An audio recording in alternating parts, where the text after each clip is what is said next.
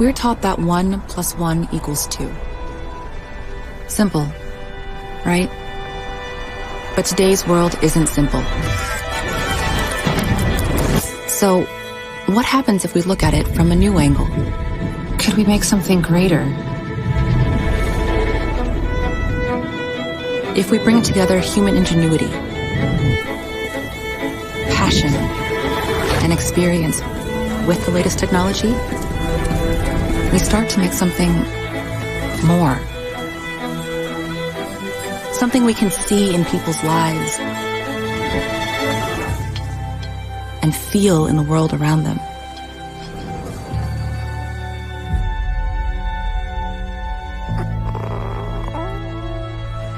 Building trust for today and tomorrow. And that's the thing. We all know the math. But we need a new way to put it together. Which means we don't just find answers. We never stop looking for them.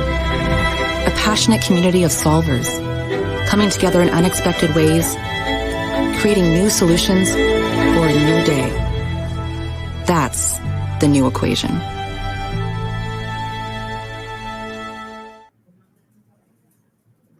Muy buenas tardes a todos. Gracias por acompañarnos en el día de hoy, este jueves 22 de agosto, en esta Semana de la Inclusión y la Diversidad de parte de la empresa PwC Interamérica.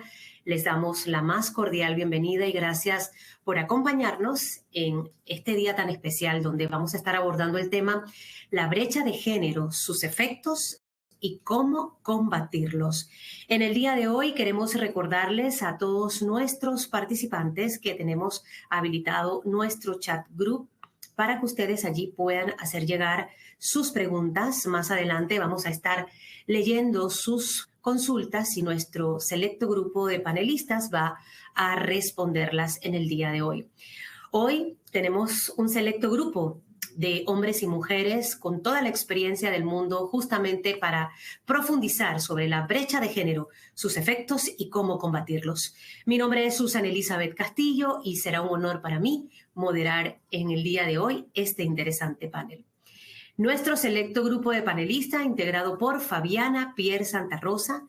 Ella posee un doctorado en Ciencias Sociales por la Universidad de Chile y magíster Política y Relaciones Internacionales. Ha trabajado en organismos internacionales como CEPAL, en el sector público, el Ministerio de la Mujer y en la academia. Experiencia además en actividades multidisciplinarias en temas de género, desarrollo social y política internacional. Recibimos, por supuesto, a Fabiana Pierre Santa Rosa.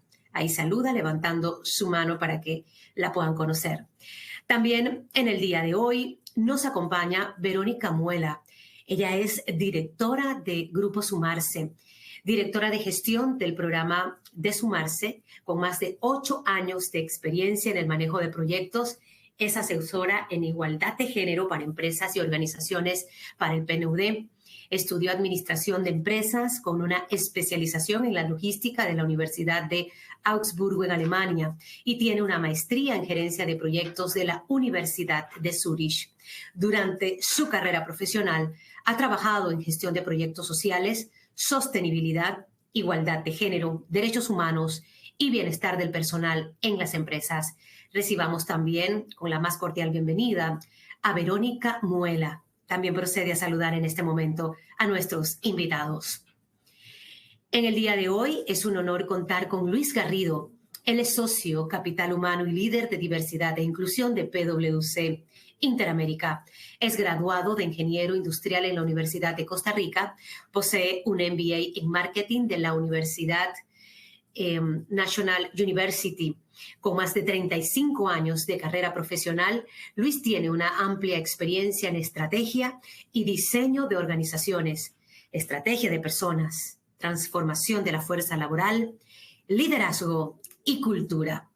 Bienvenidos sean todos. Saluda en este momento el señor Luis Garrido. Y vamos a iniciar este debate con las preguntas básicas. La modalidad va a ser que vamos a estar extendiendo las preguntas a nuestros moderadores y cuando alguno quiera aportar puede levantar la mano para que la participación sea entonces puesta al aire. Cuando hablamos de brecha de género, ¿no? ¿Qué significa todo esto? Esa diferencia entre hombres y mujeres, ¿es por razones físicas, por razones culturales? ¿O cómo pudiéramos ponerlo en perspectiva en estos tiempos cuando ya ese techo de cristal, como dice Hillary Clinton, ha empezado a trabajarse? Vamos a arrancar nuestra primera pregunta con nuestra primera panelista, Fabiana Pierre Santa Rosa, para que nos puedas dar tu respuesta. Y bienvenida. Muchas gracias, Susan. Hola a todos y todas. Muchas gracias por recibirme en esa actividad tan rica y productiva en que uno puede discutir sobre temas que muchas veces son dejados de lado. La respuesta de las diferencias entre hombres y mujeres, si son no diferencias físicas o culturales, la respuesta es muy sencilla, son ambas. Y esto es porque no podemos negar de que hay diferencias biológicas entre hombres y mujeres y que por lo tanto es visible de que no son iguales y que no deben ser tratados como iguales, ¿no? Sin embargo, los roles sociales que uno termina que asocia a lo que es hombre es mujer, lo que muchas veces designamos como siendo femenino y masculino, esto sí es lo que refleja diferencias que son mucho más tratadas como desigualdades, más que por diferencias por sí solas. Yo creo, Susan, que está muteada. Brechas, te decía, han aumentado con el pasar de los años o realmente producto de la participación de la mujer, ¿no? Que ha estado peleando día tras día ese espacio, ¿no? Demostrando no solamente con palabras, sino con hechos, somos las que terminamos los estudios universitarios, las mejores preparadas, pero cuán difícil, ¿no? En muchas organizaciones, el poder que puestos de gran importancia sean ocupados por mujeres. ¿Cómo ha sido el recorrido de los últimos años? Sí, yo sigo, ¿no? Ya. Las brechas, efectivamente, se ven reflejadas en justamente puestos de liderazgos, en brechas salariales, e incluso en participación en reuniones que son en el cotidiano de uno en empresas.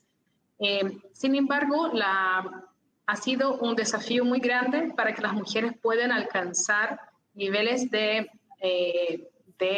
tomas de decisiones equiparadas a los de los hombres, ¿no? Cada uno termina que elige su camino. Hay mujeres que asimilan muchas de las acciones de los hombres, mimetizan esto para poder hacer valer su posición, pero también el movimiento no voy a decir movimiento feminista, pero todo el movimiento para romper con estas desigualdades de género vienen también para mostrar que hay distintas formas de gestión, hay distintas formas de tomas de decisiones y que no necesariamente la forma masculina de ser es la forma más efectiva y eficaz en todos los momentos. Que por lo tanto, las mujeres con sus experiencias propias también pueden aportar mucho para la toma de decisiones eficientes en las organizaciones. Va a ser interesante escuchar también a Verónica Muela y a Luis Garrido con estas dos preguntas, ¿no? De repente enlazar un poco las respuestas para ejemplificar un poco más quizás esa brecha que hay entre hombres y mujeres y si desde la perspectiva de ustedes, con el pasar de los años, esto se ha aumentado o realmente qué estamos haciendo para empezar a minimizar. Iniciamos con Verónica. Gracias, Susan. Bueno, buenas tardes a todas y todos. Muchísimas gracias por la invitación a PwC Interaméricas.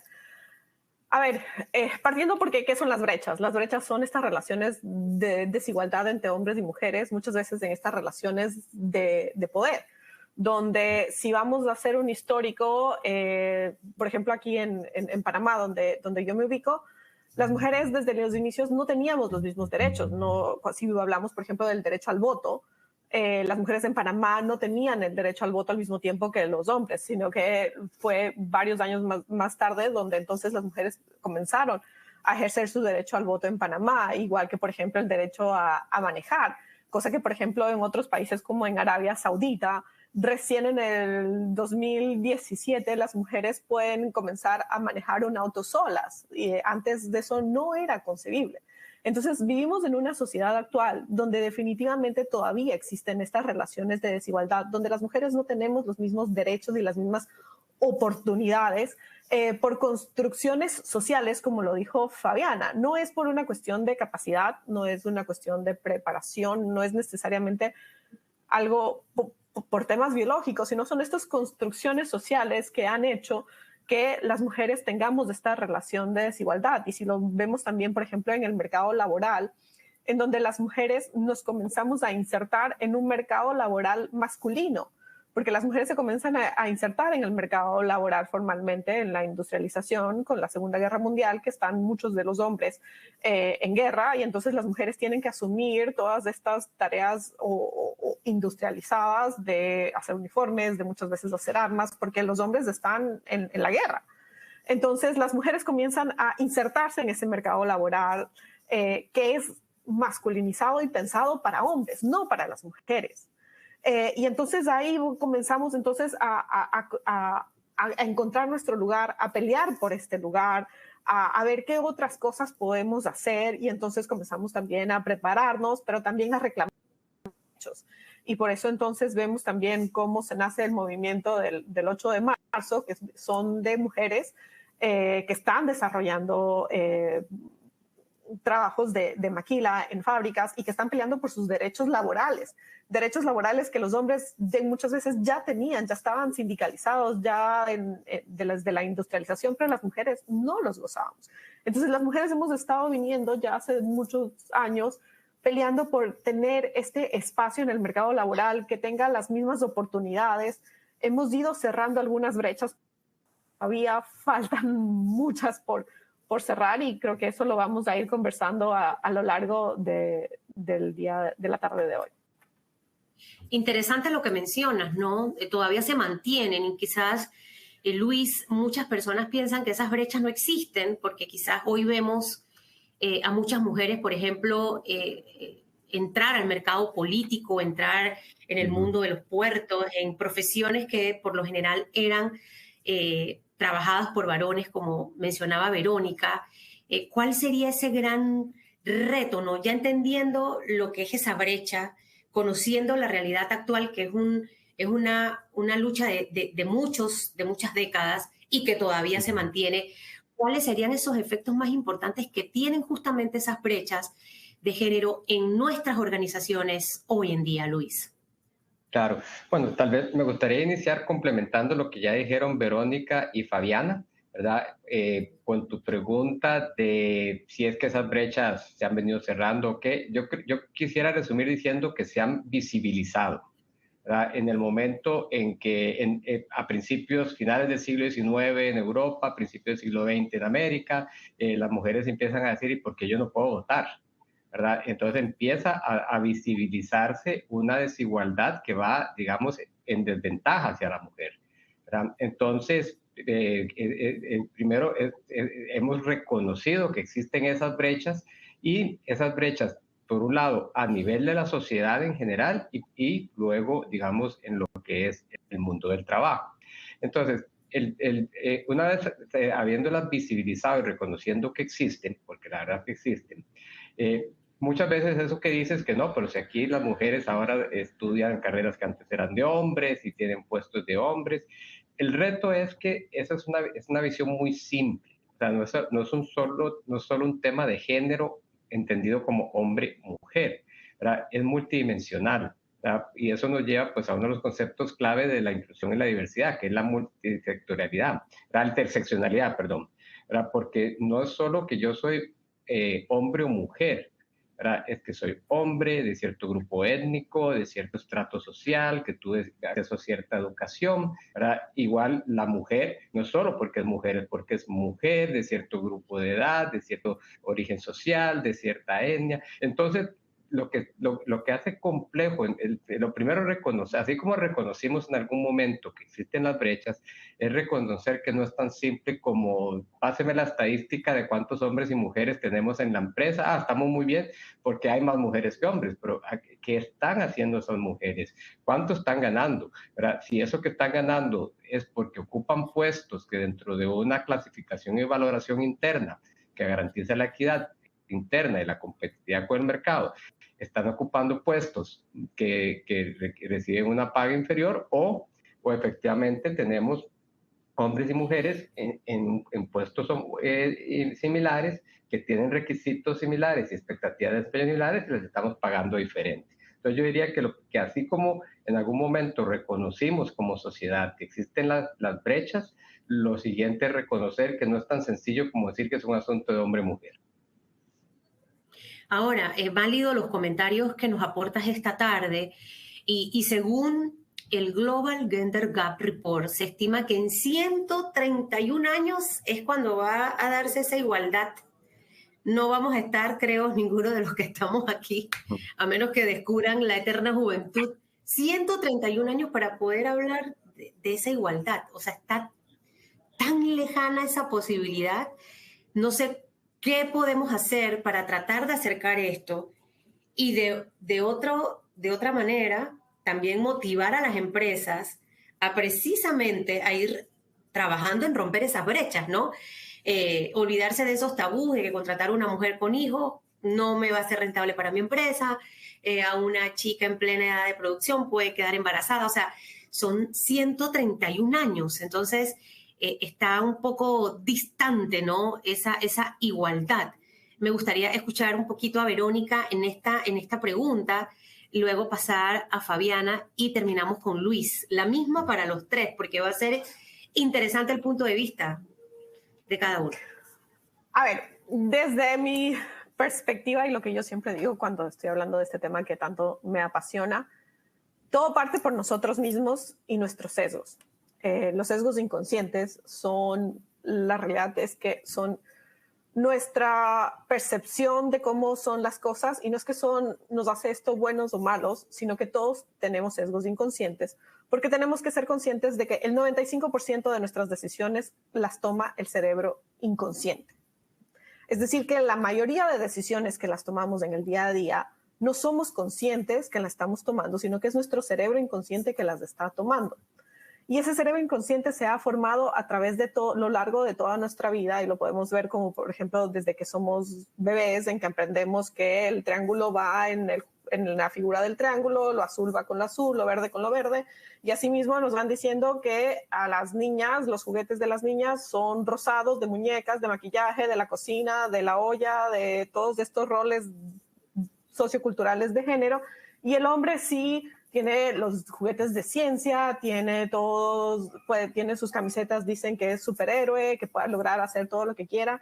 Y así nos vamos forjando socialmente, construyendo y reforzando inconscientemente estas brechas de género. Entonces, el primer paso es tomar esa conciencia de que todos tenemos estos sesgos y que necesitamos, como dijo Luis, ser conscientes, visibilizarlo para poder así desaprender todas estas construcciones sociales y poder así entonces construir nuevamente un pensamiento, una conciencia desde la igualdad, donde de verdad hombres y mujeres tenemos las mismas oportunidades y comenzar entonces a sensibilizar a nuestros pares, sensibilizar a nuestros líderes, sensibilizar también en nuestra mesa, en cómo criamos a nuestros hijos, a nuestros sobrinos, a todo nuestro alrededor, ser estos agentes de cambio una vez que formamos a tener esta conciencia.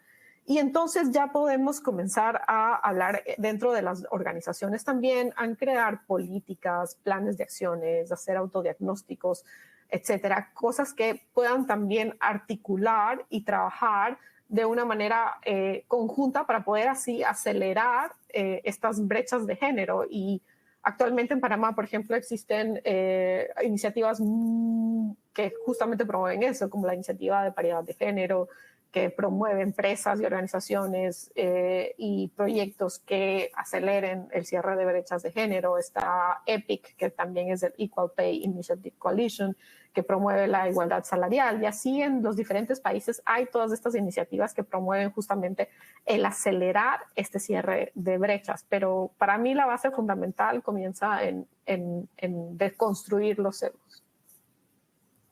Fabiana. Sí, estoy de acuerdo con Verónica y creo que cuando hay tanto un reflejo en la vida personal y familiar como también en la vida laboral y las dinámicas organizacionales.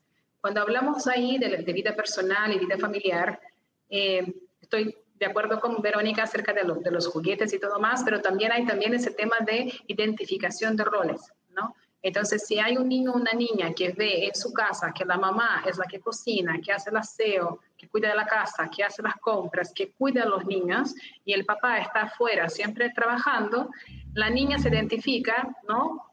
Por mimetismo, y entiende que es una niña, que es una mujer, y por lo tanto asume esto como ser los roles asociados de manera intrínseca a ser una mujer, ¿no? Y lo mismo pasa con los hombres. Entonces muchas veces dicen, sí, pero mi hijo elige de manera voluntaria un coche o elige ser ingeniero, pero por supuesto, si el papá es ingeniero, si está en un ambiente en que hay una predominancia masculina, se va a elegir esto por asociación, ¿no? Entonces, ¿qué se podría hacer? En los ambientes familiares también repensar estos roles, ¿no? Pensar que las tareas domésticas son tareas de todos y que por lo tanto tienen que ser compartidas entre todas las personas que integran este ambiente familiar, y que también la crianza y el cuidado de niños y niñas también es una tarea compartida entre papá y mamá, ¿no? Y pasa lo mismo en ambientes organizacionales. Muchas veces uno ingresa en ambiente organizacional y ve justamente como comentaron previamente, que las mujeres están en puestos, en cargos que no son directivos, que no son en tomas de decisiones, ¿no? Muchas veces cuando uno se asume en una reunión y dice, ya, hay que tomar nota de esta reunión, ¿dónde está la mujer? Porque tiene la letra bonita y por lo tanto tiene que tomar notas. Por asociación le piden a ella que tome notas, ¿no? Y no que esté ahí ella dirigiendo las reuniones y tomando la decisión por sí sola, ¿no? Y no sé cuántas veces que dicen, ay, nos hace falta tomar un café. Y uno se mira a una mujer y pide, ¿podrías ir tú a buscar por un café? Entonces son acciones que son muy asociativas. ¿Por qué? Porque las mujeres siempre son las que están cuidando, ¿no? Pero no solo los hombres hacen eso, las mujeres mismas también hacen eso. No hay café, de un momento que yo voy a buscar. Entonces entienden que eso también es parte de su rol.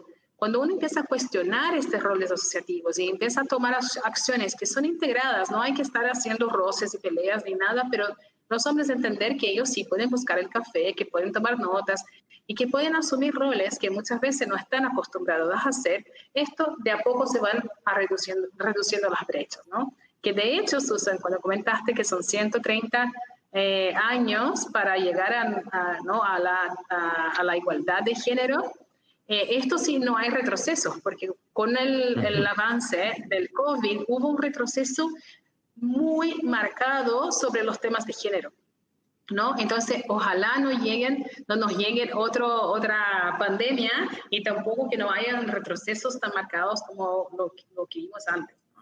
Y ahí, para cerrar las brechas cada vez más rápido, lo que se recomienda es primero hacer lo que estamos haciendo ahora, hablando de eso. Hay que hablar de eso de manera abierta. Entonces, no hay que tener frenos en términos, obviamente, siempre ser respetuosos y todo más, pero si hombres o mujeres opinan distinto, que aporten con eso para siempre estar ahí dispuestos a argumentar y reconstruir argumentos para entender de qué manera se puede cambiar, ¿no?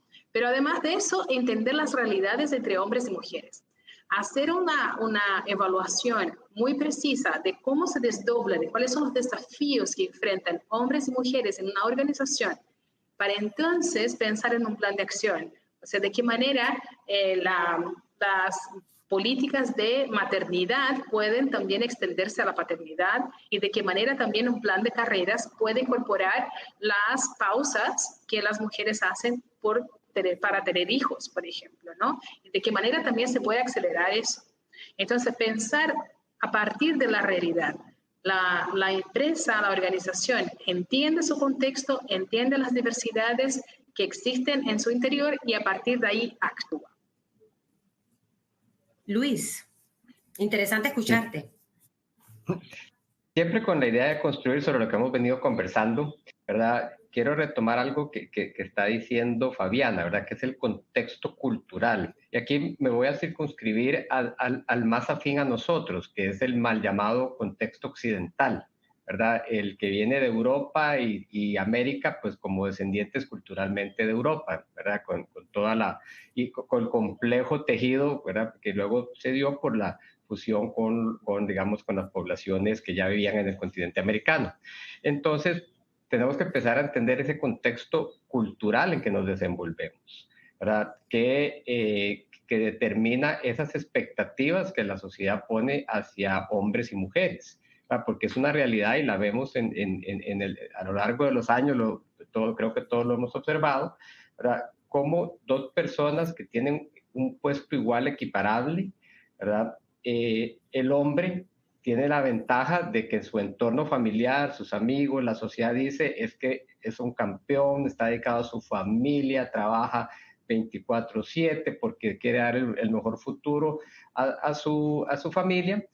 Y la mujer, que está en mismas condiciones laborales, trabaja muy duro, pero entonces está descuidando a sus hijos, está descuidando al marido. Entonces empieza a crear una serie de presión que viene digamos, culturalmente y que no podemos en este abordaje de cómo cerrar esas brechas ignorar, ¿verdad? Tal vez no lo podemos cambiar nosotros individualmente, pero ahí es donde entran organizaciones como Sumarse, ¿verdad? Y las gremiales para seguir creando esa conciencia, e índices como este que menciona el World Economic Forum ayudan a entender todo ese conjunto de factores que influyen, ¿verdad? Porque primero no podemos ignorar ese contexto cultural en que nos desenvolvemos. ¿Qué influye en esos sesgos, ¿verdad? Que mencionaba Verónica, ¿verdad? Que al final conducen a desigualdades estructurales que vienen de la sociedad en general y que repercuten, digamos, a lo interno de nuestras organizaciones.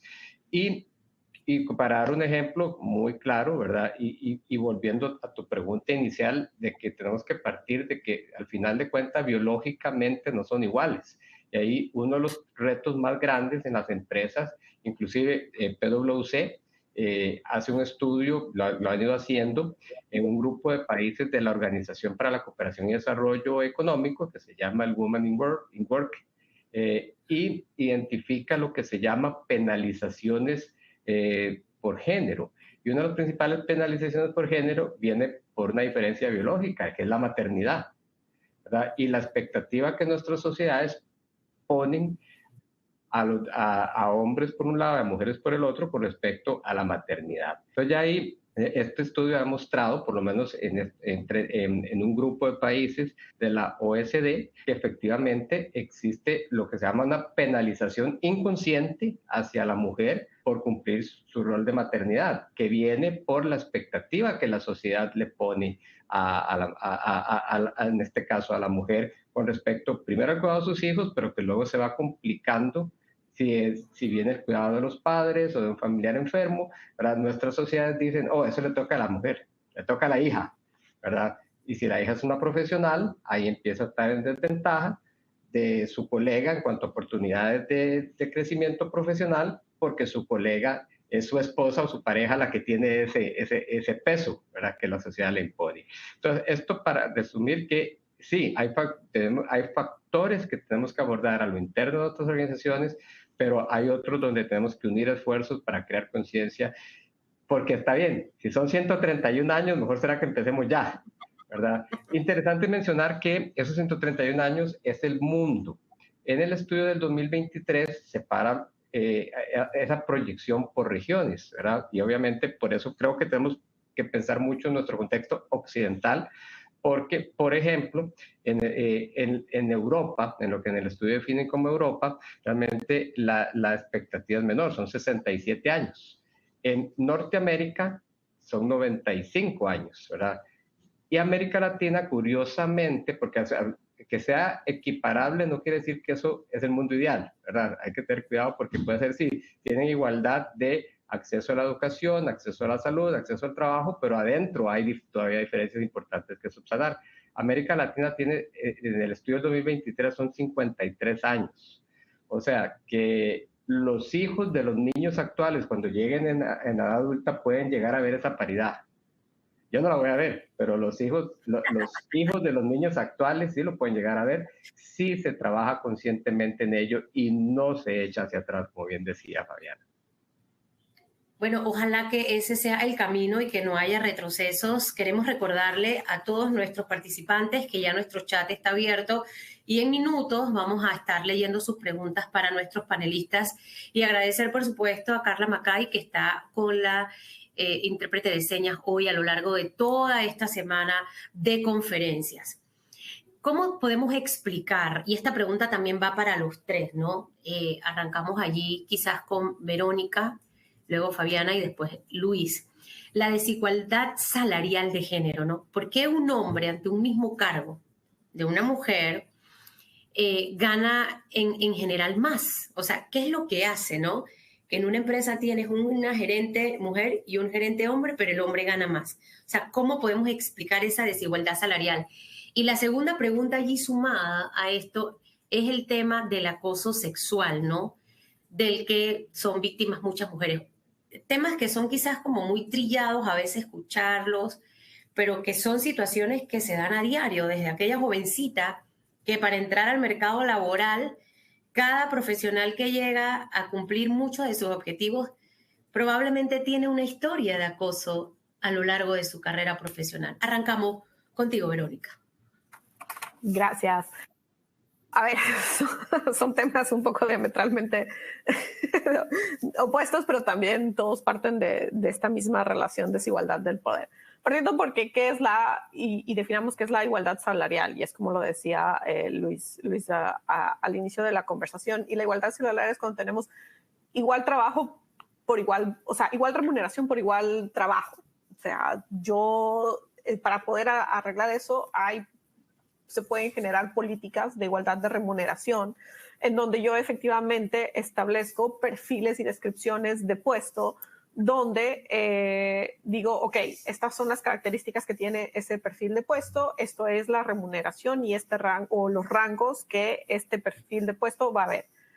¿Qué pasa? Las organizaciones no todas tienen estos perfiles y estas descripciones y estos rangos salariales, e incluso muchas que todavía tienen estos rangos salariales para diferentes jerarquías dentro de la organización, se encuentran con que también hay diferencias entre hombres y mujeres que están desempeñando tal vez muchas veces la misma función. Es que los hombres son más ávidos al riesgo. Entonces, ellos, postulan a puestos que tal vez no cumplen con los 10 requisitos, sino 7. Y cuando van a la negociación del salario, entonces te piden el top rango. Las mujeres, para poder, dicen las estadísticas, que para aplicar a un trabajo, nos queremos asegurar de que cumplimos con los 10 requisitos de ese puesto. Y cuando entonces comenzamos con las negociaciones salariales, nos vamos con la brecha de abajo, porque entonces ahí falta un tema de empoderamiento, un tema de construcción social y el valor, y que queremos asegurar el puesto, pero entonces estamos dispuestas a aceptar ese menor salario, ¿no? Entonces, estas deconstrucciones salariales son, como dijo Luis, también son sistémicas, o sea, no existe como una sola cosa que hacemos esto y ya se salva, se reduce la brecha salarial. Hay que hacer diferentes intervenciones para poder realmente cerrar esta brecha salarial, y por eso cuando entró el presidente Biden ya hizo un anuncio de que él sacó una ley para reducir o eliminar la brecha salarial de género en el gobierno. y que ahora las mujeres que trabajaban en el gobierno íbamos a ganar 99 centavos por cada dólar que gana un hombre. Y decían, con esto reducimos la brecha salarial. Y decían, no reduces la brecha salarial porque le estás dando a la mujer un centavo menos. O sea, y ese centavo menos es exactamente la explicación perfecta de lo que es una brecha salarial, en que tú estás diciendo desde esa ley que las mujeres no es el mismo trabajo, es el mismo valor, la misma remuneración por ese trabajo. Entonces ahí tenemos que tener siempre mucho cuidado y hay que hacer política, hay que hacer diagnósticos. Existen muchas herramientas, donde mujeres tienen herramientas de diseño de un diagnóstico de igualdad en remuneración, justamente para identificar todas estas brechas y poder así crear planes de acciones que incluyan sensibilizaciones de altos mandos, que incluyan crear una política de descripción de puesto, que incluya entonces también charlas y programas de liderazgo y de negociación para las mujeres, y que puedan así sistemáticamente poder crear realmente un sistema de cierre de brechas salariales. En cuanto al acoso sexual... Te interrumpo ahí un momentito porque lo quería enlazar con lo que acabas de comentar, ¿no? ¿Qué pasa? Que para lograr ese salario, que al final probablemente en los países de la región va a ser inferior, vamos, Verónica, a almorzar o vamos a una cena para que hablemos de tu salario. O sea, por eso es que amarré una cosa con la otra, porque tristemente las mujeres que están en el mundo de las ventas, por ejemplo, para cerrar un contrato en muchas ocasiones tienen que ir a almuerzo, cena, tomarse una copa de vino con ese cliente, porque es la manera en la que se estila, entre comillas, cerrar. Entonces, de una manera u otra, condicionas un poco ese tema de salario o de ingreso y te vas un poquito a ese tema de acoso, que quizás la persona no lo ve como un acoso, pero que a la larga esa mujer dice, yo para poder lograr este ascenso voy a tener que ir con Luis a un almuerzo, por poner un ejemplo, o voy a tener que aceptar esa cena. Entonces, el por qué permitir que estas cosas se den cuando a un hombre, este es tu salario y no tienes que ir a ningún cierre de nada. Es es producto de esta relación de desigual de poder y de que además, como sociedad, hemos normalizado la violencia.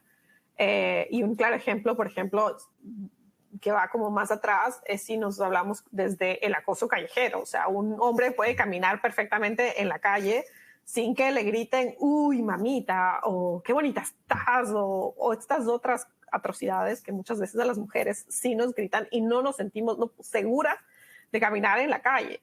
Entonces, hemos ido también normalizando desde eso hasta lo que tú dices de, ok, para poder tener el ascenso tengo que ir a la cena, voy a tal vez tener que afrontar una situación incómoda, aceptar tal vez ciertos toqueteos, porque es que me tocó un jefe tocón y entonces no puedo hacer nada porque mi jefe es un jefe tocón. Entonces son cosas que o conductas que hemos llegado a normalizar y que la realidad es que también tenemos que comenzar a ser conscientes de que no son conductas normales, de que ese tipo de situaciones son violencia. Y yo creo que hoy las organizaciones y los lugares de trabajo están cada vez más conscientes de esto y se están pronunciando de organizaciones libres de acoso. Organizaciones donde no se tolere ningún tipo de discriminación ni de acoso para ninguna persona, porque la realidad es que también así como debe ser un lugar seguro, o sea, hay también partir de lo que habló Luis de las interseccionalidades, o sea, también para personas LGTBI, igual que por ejemplo los chistes o el bullying, o sea, estos chistes de pasillo que muchas veces los minimizamos, pero a la final pesan y son acoso. O sea, el que a la mujer también la minimicen o le hagan chistes de que, no, tú no puedes, cierto, vamos a ir de viaje, no, es cierto que tú no puedes ir porque tienes hijos.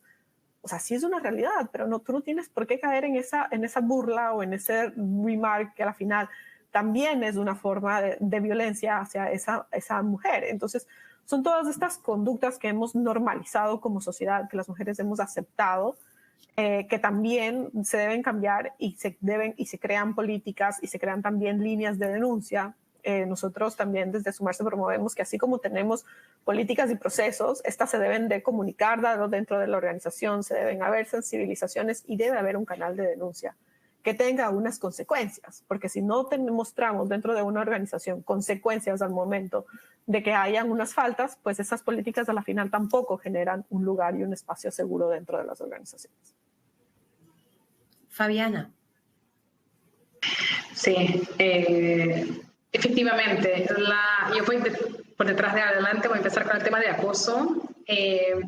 Yo creo que también es muy importante relevar que hay una generalización también de las señales que emiten las mujeres porque son más simpáticas o porque se visten de una determinada manera, porque hablan de un determinado modo y que no sé si son solteras o si son divorciadas, ellas están más propensas o están más inclinadas a aceptar coqueteos, ¿no?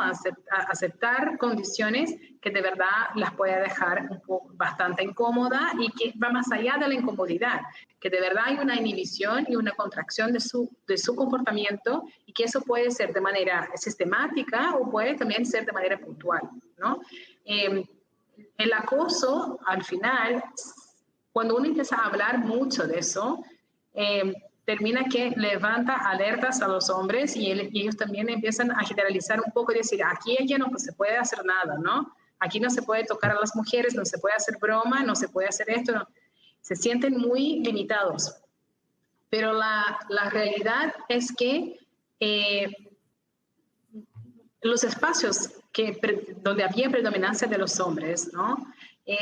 Había demasiada confianza, ¿no? Y se perdía demasiado el respeto por la otra persona. Y que muchas veces se normalizó esto, como comentó Verónica.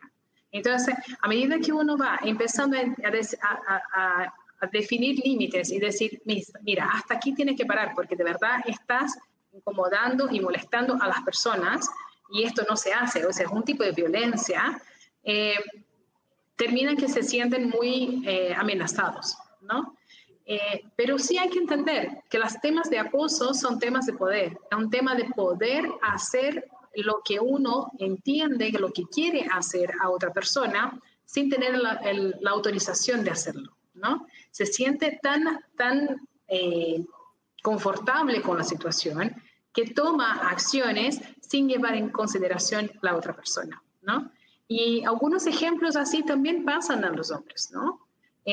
Muchas veces, ¿no? Yo pongo los ejemplos ahí que he escuchado algunas veces, de hecho, que un hombre ha dicho, mira, si yo estoy en una reunión con muchas mujeres, yo me siento muy bien, no me siento mal y participo igual, ¿ya? Pero ¿y si estás en una reunión en que sabes en que hay una predominancia de personas con orientaciones sexuales distintas, ¿no? O son, la mayoría, gran parte son personas homoafectivas? ¿Cómo te vas a actuar? ¿Vas a estar ahí abrazando? ¿Vas a estar ahí haciendo bromas? ¿Vas a estar ahí sonriendo también a los hombres? ¿O te vas a sentir un poquito controlando lo que haces y cómo lo dices, ¿no? Y pasa lo mismo con las mujeres, ¿no? Esta forma ahí de definir los límites también todavía siguen siendo construidas, pero a medida que las mujeres empiezan a entender la definición de acoso y los hombres entienden que no tienen la libertad de hacer lo que quieren sin llevar en consideración a la otra persona, estas definiciones se quedan cada vez más claras y limitadas, ¿no? Y esto efectivamente lleva a la desigualdad salarial de género, ¿no? Y no solo porque, también por todos los factores que comentó Verónica, pero también porque los estudios han mostrado que las mujeres tienen menos autoconfianza en poder argumentar y pedir un aumento de sueldo en comparación a un hombre. Ellas también tienen menor confianza a postular a cargos en que sí saben que pueden estar muy bien posicionadas para poder actuar, pero si no ocupan los 100% del checklist que le está planteando, no postulan, ¿no? Siendo en comparación a los hombres, los estudios muestran que llegan a postular si no cumplen con 50% de los requisitos, ¿no? Igual postulan, igual están ahí que se atreven más. Y las mujeres no, las mujeres quieren sentirse 100% seguras porque tienen que estar probándose una y otra vez y por lo tanto negocian con menos disposición sus sueldos y también postulan menos a los cargos, ¿no? Lo que sí las mujeres hacen bien es argumentar por otra persona. Entonces, si otra persona merece un aumento de sueldo, ella va a actuar muy bien, pero a sí misma se frena. Entonces, eso también hay que trabajar, no solo con las brechas salariales entre hombres y mujeres, no solo actuar también a nivel organizacional, pero también empoderar a las mujeres para que actúen y que puedan estar ahí exigiendo desde sus capacidades mejores condiciones laborales y salariales. Luis.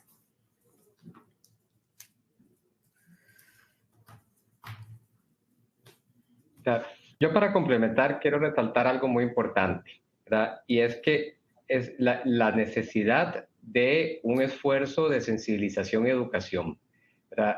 Que de lo que ya no es aceptable, ¿verdad? Sobre todo, y no quiero que esto sea una justificación, porque como son patrones aprendidos de la cultura general, ¿verdad? Y sobre todo los países de nuestra región son reconocidos internacionalmente como culturas fuertemente machistas que fácilmente caen en la violencia hacia la mujer, no podemos pensar que esto va a ocurrir de la noche a la mañana y por un acto de fe. O sea, en las empresas tenemos que emprender acciones de educación de lo que ya no es aceptable, que no importa si por décadas era aceptable hacer A, B o C, eso ya no es y vamos a tener cero tolerancia.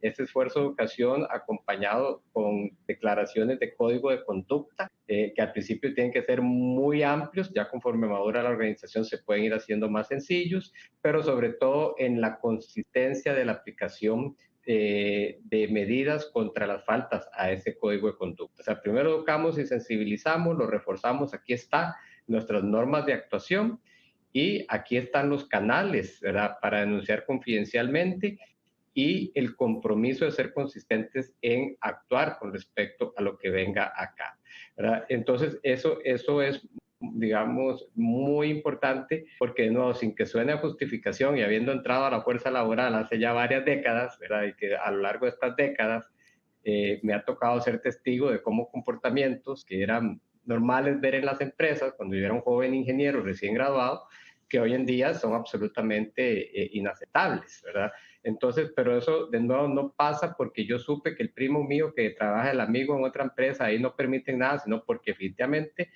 tomamos la decisión de actuar contra ello, apoyar a nuestras colaboradoras mujeres y que no vamos a tolerar desvíos en lo que definimos que no es aceptable.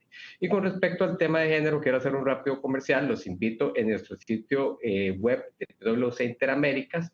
Ahí pueden encontrar el último reporte del estudio de PwC, de Women in Work. Y ahí hace un análisis muy interesante de la brecha de género en el Reino Unido, el cual podemos inferir muchos temas hacia la realidad de nuestra región y de por qué se dan esas diferencias, ¿verdad? Porque al final el estudio muy rápidamente dice que en el Reino Unido determina que con información del 2021-2022, por cada libra esterlina que gana un hombre, una mujer en igualdad de condiciones gana 90 peniques, o sea, el 90%. Pero cuando esa información se empieza a desagregar por otras variables de la interseccionalidad como la edad, esa brecha empieza a aumentar conforme la edad, conforme el nivel, entre los grupos étnicos. Entonces, un grupo étnico con respecto a lo que se llama blancos, todos están en desventaja, pero dentro del mismo grupo étnico, hombres con mujeres. Entonces, los invito a verlo, lo pueden descargar en nuestra página web y ahí creo que daría mucha luz hacia cómo realmente entender el tema de la brecha de género en cuanto al pago, tema que, por cierto, en la Unión Europea y el Reino Unido está siendo muy fuertemente reforzado por marcos legales y obligaciones que tienen las empresas que tienen más de cierta cantidad de empleados, que si mal no recuerdo, en el Reino Unido son 250 empleados, ya tienen que hacer reportes con respecto a cuál es su brecha de pago y qué está haciendo para cerrarla.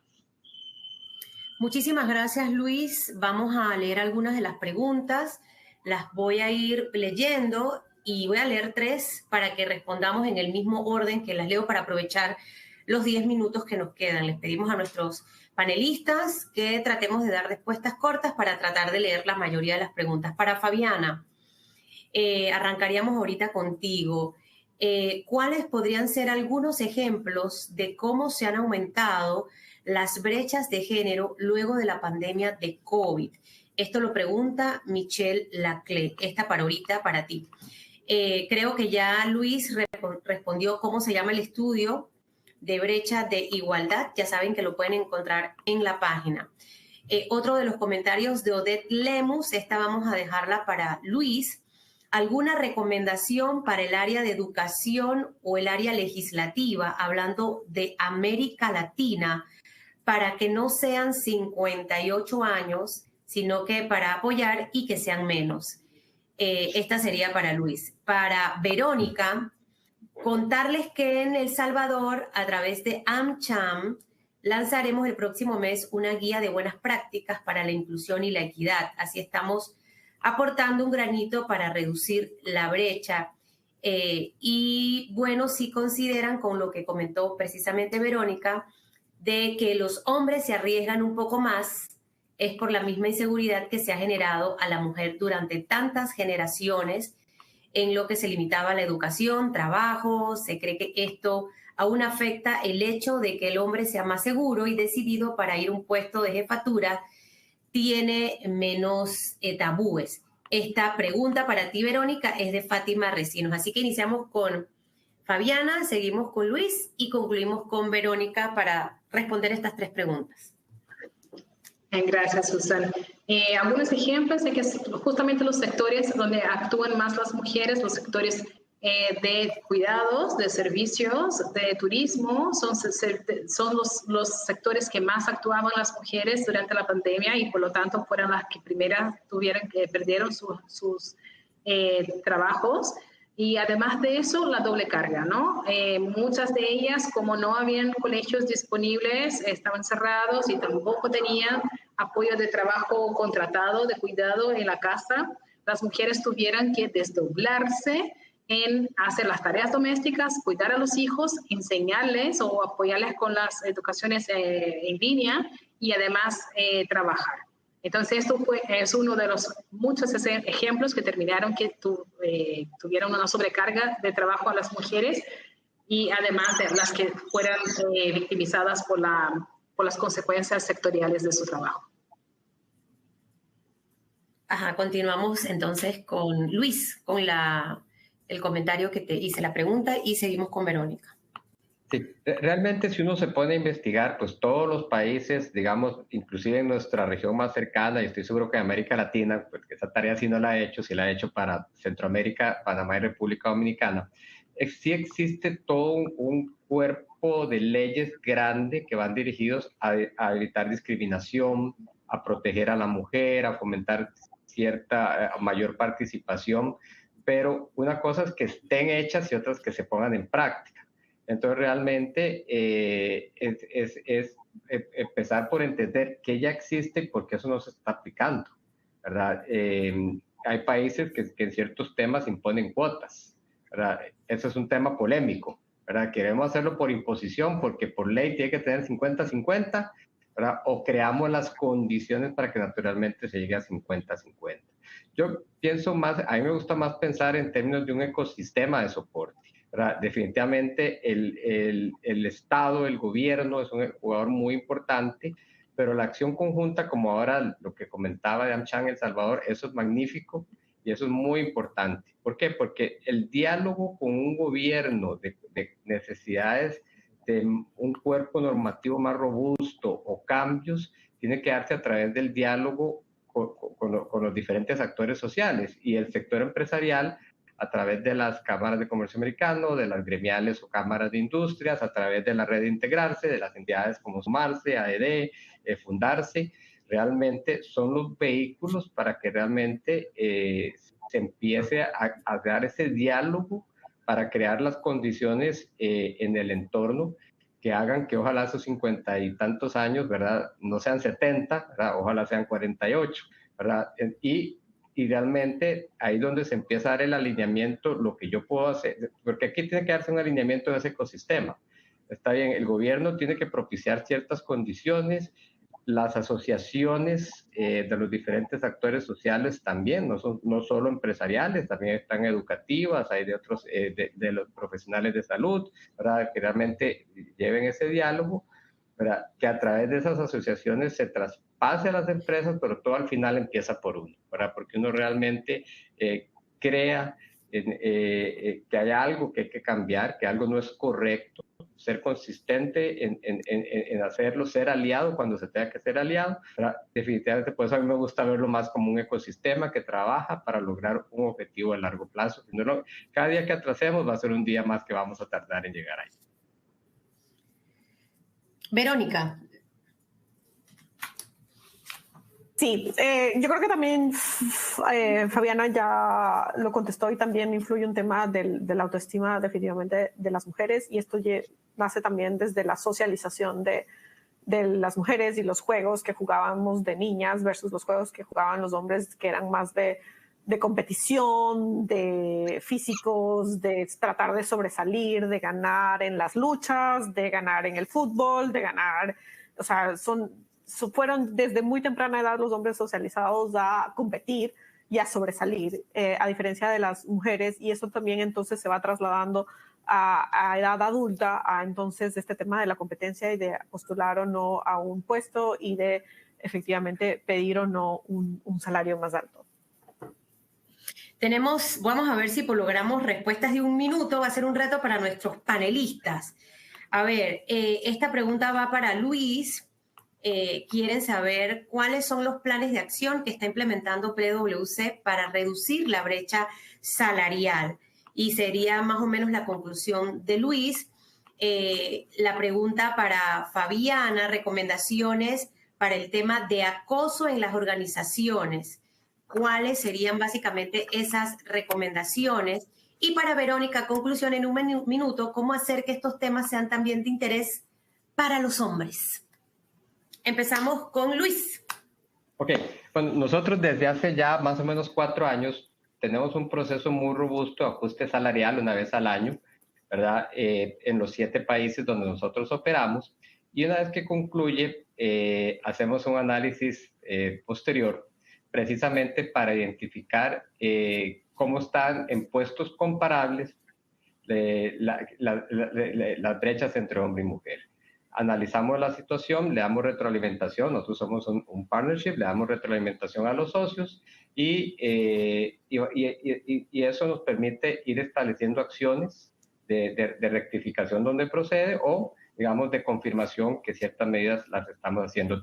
No es tan fácil, tenemos un esquema de bandas salariales anchas, entonces por definición eso abre, ¿verdad?, una variedad de posibles salarios dentro de una misma categoría, pero lo importante es que estamos monitoreando e identificando el porqué de cualquier variación que estemos identificando. Ajá. Fabiana, con tu respuesta. Sí, efectivamente es un tema cultural, sobre todo en organizaciones donde hay una predominancia masculina o son sectores masculinizados más bien. Entonces la recomendación aquí es que si hay dificultad en implementar políticas de acoso internamente, buscar referencias externas en otras empresas que son del mismo sector y que sí están avanzando, y utilizar esto como un mecanismo diferencial, ¿no? No solo para ti, de cambiarse quizás de una empresa a otra, pero efectivamente de tratar de implementar ahí y mostrar los beneficios y los efectos positivos en un ambiente libre de acoso y violencia de género. ¿Cómo motivar a los hombres, Verónica, a estos temas, no? A ver, a los hombres también les afecta la desigualdad de género. ¿Y por qué? Porque también entonces tienen estos roles de que se les dice que los hombres no lloran, que macho pone cuernos a su mujer, pero esto también les hace que no puedan tener un manejo de emociones saludable, y por eso vemos que los hombres también se suicidan más que las mujeres, porque son menos vocales y saben menos manejar sus sentimientos y sus emociones y tener muchas veces esta inteligencia emocional. Entonces es algo que también les afecta a los hombres, y por eso también el promover temas como las masculinidades positivas, hablar sobre los temas de la corresponsabilidad y cómo desde la corresponsabilidad también podemos aplacar estos temas de bullying cuando un hombre va a las citas médicas de los hijos o a las citas de la escuela, y evitar estos comentarios como que este hombre es una mandarina porque friega los pasos y asume su rol de corresponsabilidad. Entonces creo que también es importante como visualizar, y pueden buscar en YouTube un video de los ayudadores que a mí me parece muy cómico y se los comparto y lo busquen, justamente de eso, ¿no? De romper estas masculinidades tóxicas y reemplazarlas por unas masculinidades positivas que promueven la igualdad de género, promueven estos valores de la corresponsabilidad que ayuda a una igualdad de género en el mercado laboral y que también entonces beneficia a los hombres. Bueno, queremos agradecer a Fabiana Pierre Santa Rosa por haber estado con nosotros, a Verónica Muela, directora de gestión del programa Sumarse, y por supuesto al caballero de la tarde que ha debatido muy bien este tema tan polémico, a Luis Garrido, socio de Capital Humano y líder de Diversidad e Inclusión de PwC Interamérica.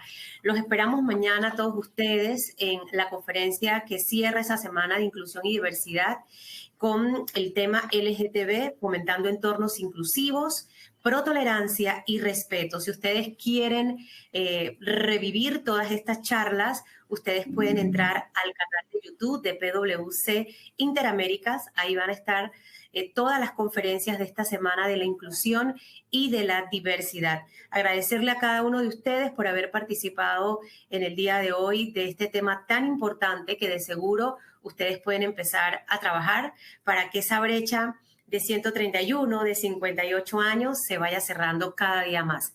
Gracias también a Carla Macay, que nos ha estado acompañando durante toda la semana. Soy Susan Elizabeth Castillo y nos vemos mañana viernes.